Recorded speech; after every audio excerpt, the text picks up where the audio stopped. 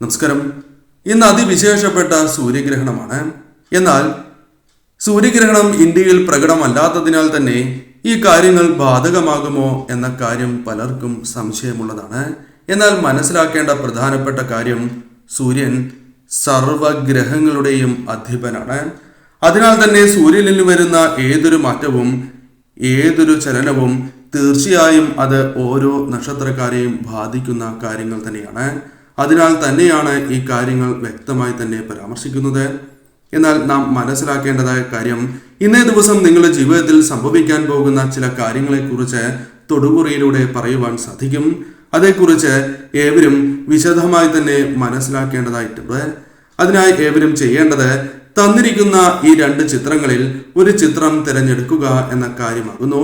അതിൽ ആദ്യത്തെ ചിത്രം ഗ്രഹണ സൂര്യന്റെ ചിത്രമാണ്. രണ്ടാമത്തേത് സാക്ഷാൽ പരമശിവന്റെ ചിത്രമാകുന്നു. ദേവന്മാരുടെ ദേവനായ സാക്ഷാൽ പരമേശ്വരന്റെ ചിത്രം. ഈ രണ്ട് ചിത്രങ്ങളിൽ ഒരു ചിത്രം നിങ്ങൾ ഏവരും തിരഞ്ഞെടുക്കുക. സാക്ഷാൽ മഹാദേവനെ മനസ്സിൽ ധ്യാനിച്ചുകൊണ്ട്, ഇഷ്ടദേവതയെ മനസ്സിൽ ധ്യാനിച്ചുകൊണ്ട് ഈ രണ്ട് ചിത്രങ്ങളിൽ ഒരു ചിത്രം തിരഞ്ഞെടുക്കുക.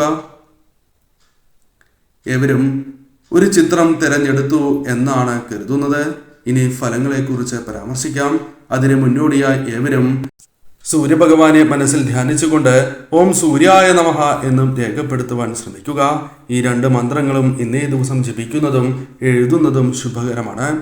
ഇന്നേ ദിവസം നടത്തുന്ന വിശേഷാൽ ഗ്രഹണ പൂജകളിൽ, ശിവപൂജകളിൽ ഉൾപ്പെടുത്താൻ ആഗ്രഹിക്കുന്നവർ പേരും ജന്മനക്ഷത്രവും കമന്റ് ബോക്സിൽ രേഖപ്പെടുത്തുക.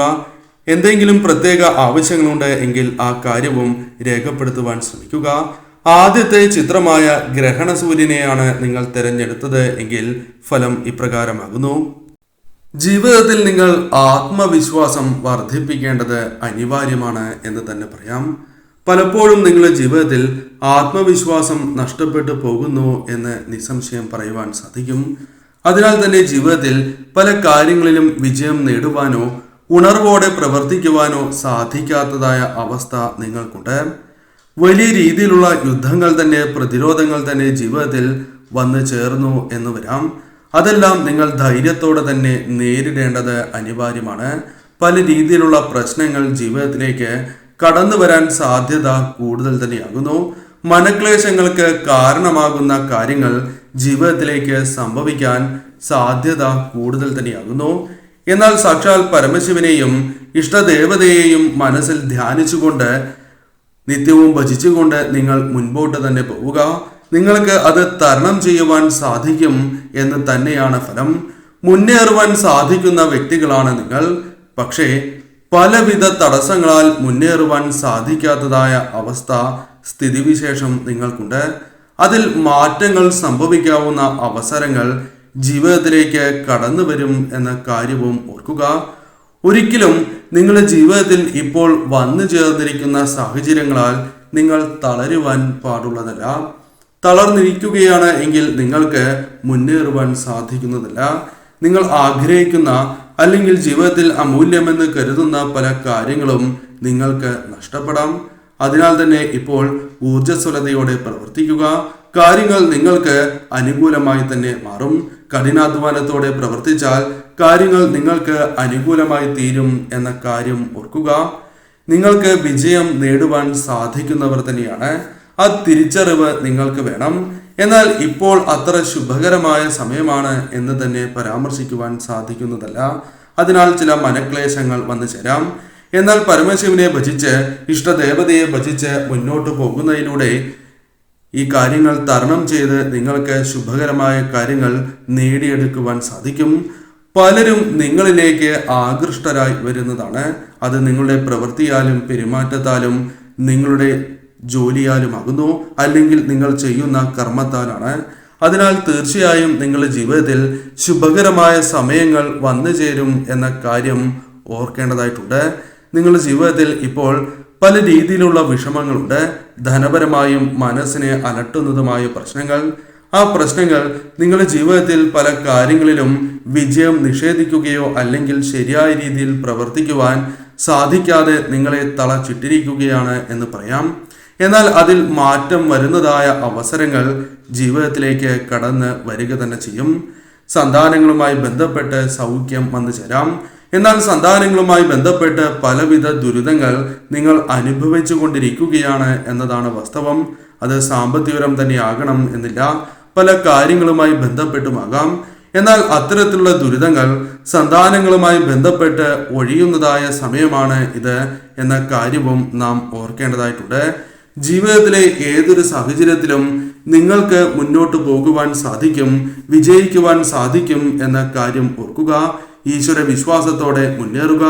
ഇന്നേ ദിവസം തീർച്ചയായും പരമശിവനെ നിങ്ങൾ ആരാധിക്കുന്നതിലൂടെ, ഭഗവാനെ ഭജിച്ച് മുന്നോട്ട് പോകുന്നതിലൂടെ തീർച്ചയായും ശുഭകരമായ പല കാര്യങ്ങളും നിങ്ങളുടെ ജീവിതത്തിലേക്ക് വന്നു ചേരാം. സന്തോഷകരമായ വാർത്തകൾ കേൾക്കാം.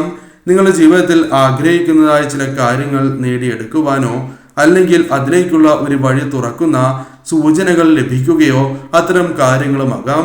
അല്ലെങ്കിൽ നിങ്ങളുടെ ജീവിതത്തിൽ വളരെ ആഗ്രഹിച്ചതായ ചില കാര്യങ്ങൾ നിങ്ങളുടെ ജീവിതത്തിൽ ഇന്നേ ദിവസം നേടിയെടുക്കുവാൻ സാധിച്ചു എന്ന് പോലും വരാം. എന്നാൽ ഭഗവാനെ ആരാധിച്ച് മുന്നോട്ട് പോയാൽ മാത്രമേ ഈ കാര്യങ്ങൾ നേടിയെടുക്കുവാൻ നിങ്ങൾക്ക് സാധിക്കൂ.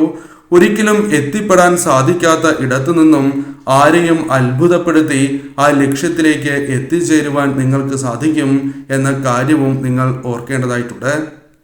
ഇപ്പോൾ നിങ്ങൾ തിരഞ്ഞെടുത്തിരിക്കുന്ന വഴി അല്പം കഠിനമാണ്. എന്നിരുന്നാൽ പോലും നിങ്ങൾക്ക് ഉയർച്ച നേടുവാൻ സാധിക്കുന്നതായ അവസരങ്ങൾ വന്നു ചേരും. ഇപ്പോൾ അല്പം ശ്രദ്ധയോടെ തന്നെ മുന്നോട്ട് പോകേണ്ടതായ അവസരം തന്നെയാണ്. എന്നാൽ പരമശിവനെ ആരാധിച്ച് മുന്നോട്ട് പോകുന്നതിലൂടെ ചില മാറ്റങ്ങൾ ജീവിതത്തിലേക്ക് കടന്ന് വരിക തന്നെ ചെയ്യും. ആരെയും അതിശയിപ്പിക്കുന്ന വിജയങ്ങൾ നിങ്ങളെ കാത്തിരിക്കുന്നു എന്ന കാര്യം ഓർക്കുക. അതിനാൽ ഇപ്പോൾ സംഭവിക്കുന്നതായ ഈ കാര്യങ്ങൾ അത് താൽക്കാലികമാണ്. താൽക്കാലികമായ ദുഃഖങ്ങൾ, പ്രയാസങ്ങളാണ് നിങ്ങൾ അനുഭവിക്കുന്നത് എന്ന കാര്യവും ഓർക്കേണ്ടതായിട്ടുണ്ട്. ഭഗവാനെ ആരാധിച്ച് മുന്നോട്ട് പോവുക. തീർച്ചയായും മാറ്റങ്ങൾ അത് നിങ്ങൾക്ക് വന്നു ചേരും. രണ്ടാമത്തെ ചിത്രമായ സാക്ഷാൽ പരമശിവനെയാണ് നിങ്ങൾ തിരഞ്ഞെടുത്തത് എങ്കിൽ ഫലം ഇപ്രകാരമാണ്. നിങ്ങളുടെ ജീവിതത്തിലേക്ക് സന്തോഷം, സമാധാനം എന്നിവ കടന്നു വരുന്ന ദിവസങ്ങൾ തന്നെ വന്നു ചേരും. ജീവിതത്തിൽ അനേകം കഷ്ടതകൾ, ദുരിതങ്ങൾ അനുഭവിച്ചിട്ടുള്ള വ്യക്തികളാണ് നിങ്ങൾ. ഇപ്പോഴും അതിൻ്റെ പല രീതിയിലുള്ള പ്രശ്നങ്ങൾ നിങ്ങളുടെ ജീവിതത്തിൽ ഇപ്പോഴും ബാധിച്ചു കൊണ്ടിരിക്കുന്നു എന്നത് വാസ്തവമാണ്. ഇനി അനുഭവിക്കാൻ ഒന്നുമില്ല എന്ന രീതിയിൽ ദുരിതങ്ങൾ പലതും അനുഭവിച്ചിട്ടുള്ളവരാണ് നിങ്ങൾ. കഷ്ടതകൾ, ദുരിതങ്ങൾ എന്നിവ ജീവിതത്തിൽ നിന്നും ഒഴിയണം എന്ന് പ്രാർത്ഥിക്കുന്നവരാണ് നിങ്ങൾ.